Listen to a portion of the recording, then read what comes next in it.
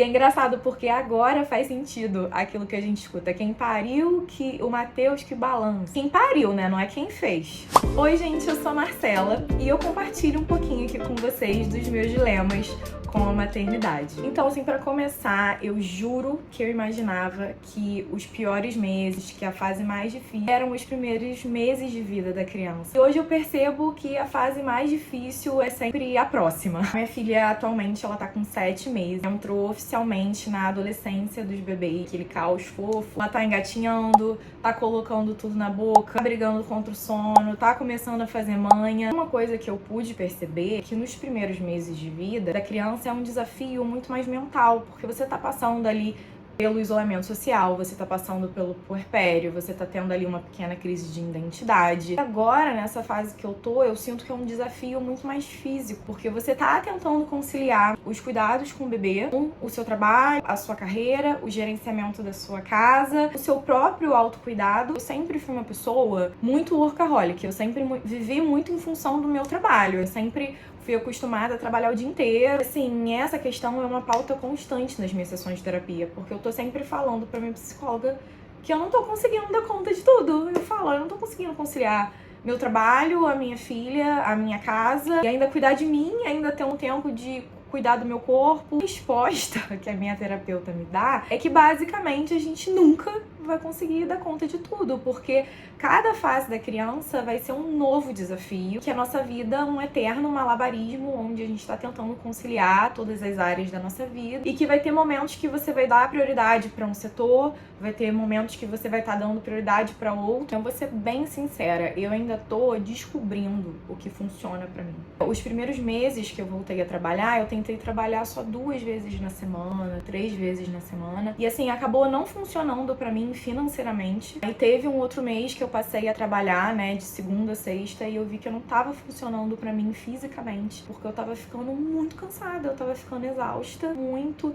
intolerante, impaciente com a minha filha. Eu sem energia pra ter tempo de qualidade com ela, pra chegar em casa, brincar, curtir. Eu tava levando a minha maternidade como mais um trabalho, como um fardo. Trabalhar com um filho na primeira infância é muito difícil, porque você imagina o que é você tá passando por privação de sono, né, tá acordando 3, 4 vezes por noite, às vezes só dormindo 2, 3 horas, e no dia seguinte você tem que ter gás e energia pra enfrentar um trânsito, trabalhar. Eu ouvi até, inclusive, muitos relatos de mães que nessa primeira fase já, inclusive, bateram de carro, de dormir no volante. A grande verdade é que a sociedade quer que você trabalhe como se você não tivesse filhos e quer que você seja mãe como se você não trabalhasse fora. Aconteceu uma situação comigo, né, na semana passada. Eu tava no trabalho, me ligaram da escolinha da minha filha, falaram: mãe, a Luísa tá com febre, tá com quase 38, a gente vai ministrar aqui o antitérmico, a gente vai te informando, você vê como é que você vai querer conduzir, se você vai querer vir buscá-la, se você vai querer esperar. Assim, nesse momento, eu juro pra vocês, eu tava a 30 quilômetros, era depois do almoço, ainda tinha uns 6, 7 pacientes assim pra atender, a minha agenda tava muito grande agora, final de ano.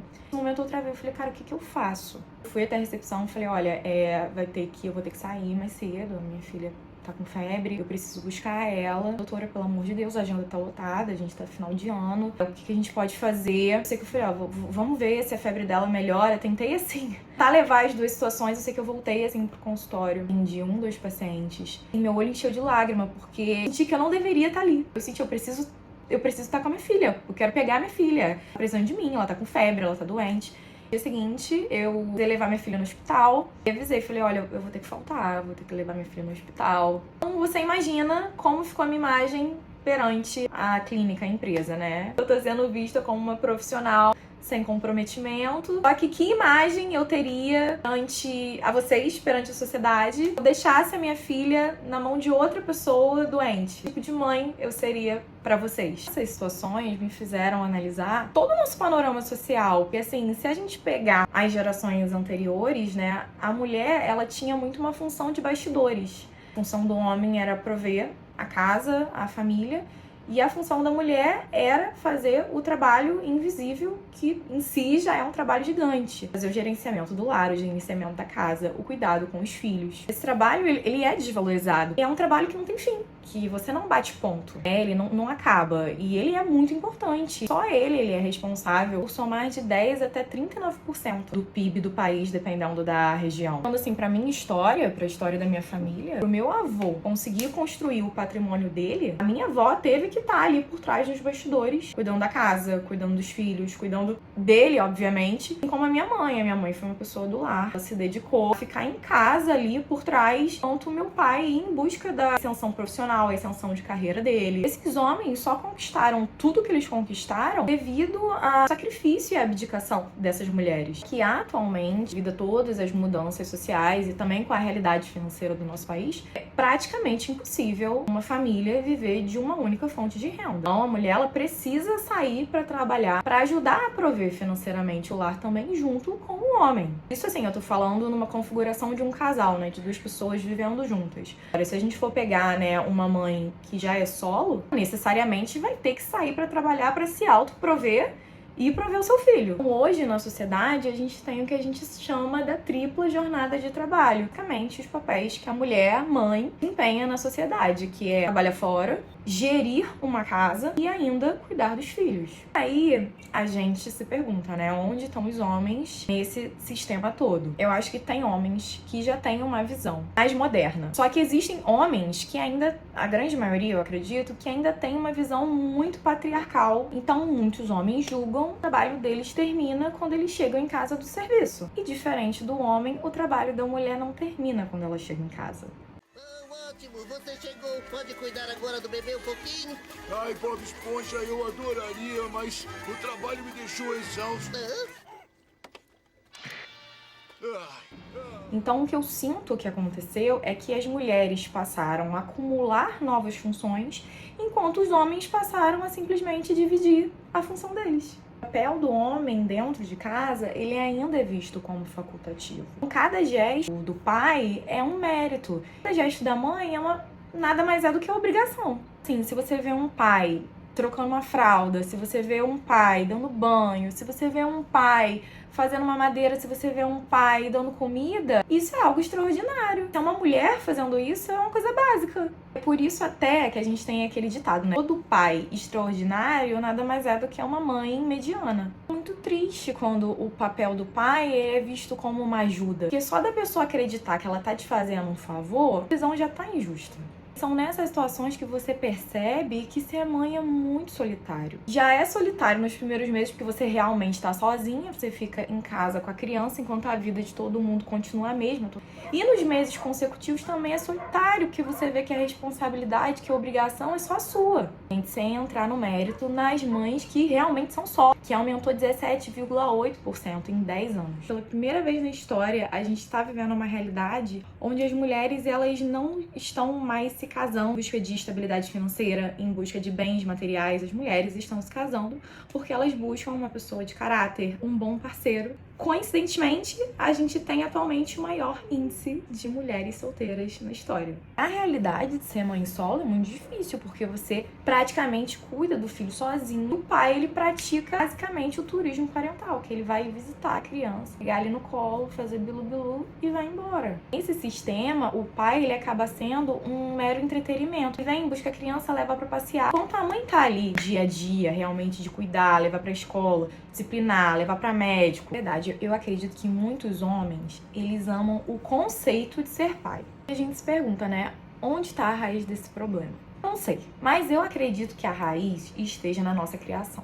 Porque se a gente for analisar, os homens não foram ensinados, criados a serem pais, a serem maridos. As mulheres foram ensinadas a suportarem tudo. Eu acho que assim, é uma desigualdade disfarçada de costume. Eu acho que os homens, eles crescem com uma masculinidade tão frágil que pra eles pegar uma vassoura, lavar uma louça é um ato feminino. Sim, estudos já revelaram que a instituição do casamento, ele aumenta a expectativa dos homens de 7 a 9 anos. Diminui a expectativa da mulher de 3 até 4 anos. Ou seja, para os homens, o casamento, ele é sinônimo de qualidade de vida. Enquanto para a mulher, é sinônimo de sobrecarga. E isso eu não estou falando não, gente. São dados estatísticos. Por isso que Eu acho, né? O divórcio aumentou. Se eu não me engano, pra eu gravar esse vídeo, eu estudei 4,9% ao ano que o divórcio aumenta. E a maioria dos relatos que eu escuto, seja em fórum, debate, de apoio a mães que eu participo, são mulheres falando que optaram por se separar porque, na verdade, o marido, ele era visto como mais um filho.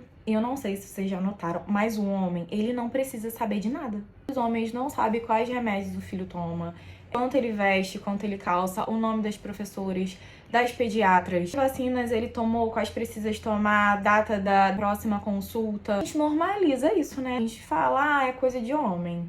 É bizarro, porque a pessoa, ela fica confortável na própria desinformação. Enquanto a mulher, ela fica responsável pela logística interna toda. Toda a carga mental, porque, gente, isso é carga mental. Isso quer dizer que eu sou contra os homens? Não, gente, eu não sou contra os homens. Eu acho que os homens, eles têm o direito de aprender a ser pais. Assim como a gente também está aprendendo a ser mãe. Que o homem, ele tem um papel fundamental. Assim como a mulher tem um papel fundamental. Eu acho que, inclusive, Deus deixou isso na Bíblia. Bem que é assim, né? A Bíblia foi escrita por homens, né? Ok. Só que ela teve uma inspiração divina. Eu acho que a Bíblia, ela é um guia de como você deve levar a sua vida em graça. Um manual para você ter prosperidade. E quando eu digo prosperidade, eu não tô falando de riqueza. Pra mim, prosperidade é você ter uma vida plena. E eu acho que nenhum livro é tão a favor das mulheres como a Bíblia. Deus diz que somos mais preciosas que rubis, que até o Senhor desce dos céus para falar com suas filhas, enquanto homens precisam subir montanhas para falar com ele. A criação do homem na Bíblia vem do verbo hebraico yassar, que pode ser traduzido como formar ou rascunhar, enquanto a criação da mulher da Bíblia foi descrita como o verbo hebraico banar, que pode ser traduzido como esculpido e aperfeiçoado. Quem encontra uma esposa, encontra algo excelente, pois ela é dita como um favor de Deus. A esposa virtuosa é a coroa do seu marido. Deus se recusa a ouvir a oração de homens que desonram as suas mulheres. Deveria ser a conduta do homem, segundo a Bíblia. Abra mão de tudo por ela, seja provedor. Ame-a, respeite-a, valorize-a incondicionalmente. Pedro, que era o único apóstolo casado, citou: maridos, vocês igualmente vivam a vida comum do lar, com discernimento, dando honra à esposa, por ela ser a parte mais frágil. Assim, aqui pra mim, Pedro deixou muito claro, vocês vivam a vida comum do lar. Aqui pra mim, Pedro deixou claro que vocês, homens, vocês têm que sim lavar a louça. Vocês têm que sim pegar uma vassoura e varrer a casa. Só que, infelizmente, para alguns, a masculinidade bíblica, ela se tornou sinônimo de arrogância. Muitos homens, eles oram pedindo filhos e pedindo esposas, mas eles não estão dispostos a serem maridos e serem pais. Também está descrito na Bíblia que os filhos são heranças do Senhor. A mulher, ela será salva pela maternidade.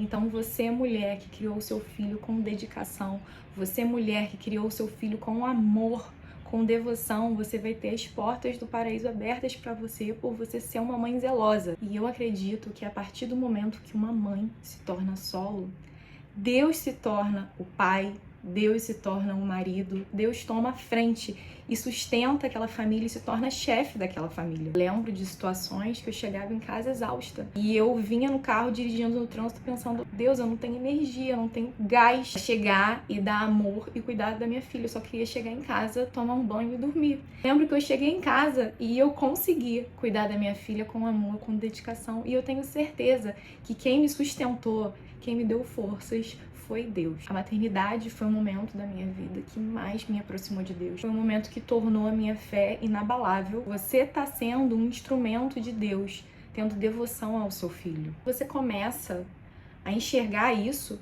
você começa a ver todo esse processo como um propósito. E, sinceramente, não existe maternar sem Deus. A maternidade, ela muda tudo. Muda a sua quantidade de sono, ela muda quantas vezes você fala com Deus, ela muda seu propósito, ela muda suas escolhas, ela muda suas amizades, ela muda como você enxerga outras mães, ela muda como você se enxerga. Porque o inimigo, ele pode te dar tudo. Poder, dinheiro, fama, mas o inimigo nunca vai poder te dar uma família. Porque a base da família é o amor. O que é o amor? O amor é Deus. E o inimigo não vai poder te dar uma coisa que vem de Deus. Por isso que um lar gera muita inveja. Porque as pessoas podem ter tudo, mas elas nunca vão poder ter uma família. Você pode ter todo o dinheiro do mundo, que isso não vai te preencher. As pessoas no seu leito de morte, elas não querem os bens materiais delas, elas querem as pessoas que elas amam ali do lado. Só que para ter uma família, você precisa de quê? Precisa abdicar-se. E as pessoas não estão dispostas. Por isso que cada vez menos as pessoas estão tendo filhos. Você vai precisar tomar decisões difíceis,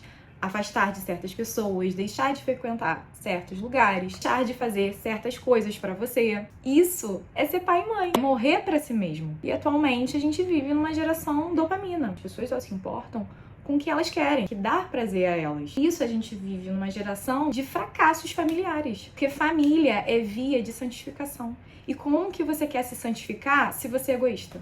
Então, gente, foi isso. Eu espero que vocês tenham gostado do conteúdo de hoje. Se você que é mãe e me assiste e já se sentiu assim ou se sente dessa maneira, esse vídeo foi uma reflexão e também um gesto de solidariedade. E atualmente o meu lema é que é melhor você viver uma vida com um propósito, em sacrifício, do que você viver uma vida vazia. Coisa que me ajudou muito a enfrentar também tudo isso foi aceitar a Marcela que eu era antes morreu. E ela não vai voltar mais. Sentia que eu tava sempre tentando resgatar ela de volta. Eu me autocobrava muito por causa disso. E agora eu simplesmente aceitei. Não sou mais a mesma, nem fisicamente, nem mentalmente, nem espiritualmente. Isso me ajudou a levar as coisas de uma maneira muito mais leve. A maternidade, ela não é romântica. É acordar às 3 da manhã, cuidar de filho doente, mas também é a coisa mais linda do mundo. Não tem nada que me dê mais força do que a minha filha. Agora, eu genuinamente sinto que a minha existência, ela tem sentido. Vou terminar esse vídeo com uma frase que eu acho que resume basicamente o vídeo todo. E é justo que muito me custe aquilo que muito me vale.